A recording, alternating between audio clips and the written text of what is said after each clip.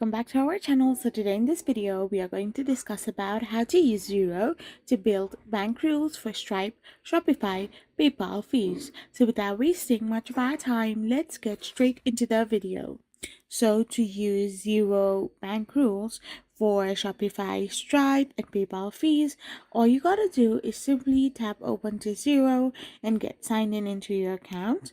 So once you're signed in into your account by getting or purchasing the plans, you can simply get access to your account. And once you have done this, you need to go to the accounting section. Then the accounting section, you need to simply tap on bank rules and tap on create rule. After you have done this, you need to set the conditions based on the transaction's description. Example, Stripe fee. So then you need to set the rule to apply to the specific bank account and assign a contact like Stripe and choose the correct expense account for the fee in the Spend Money tab.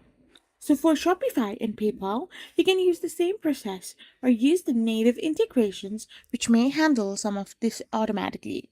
I hope you found this video helpful, so don't forget to hit that subscribe button and to give us a thumbs up.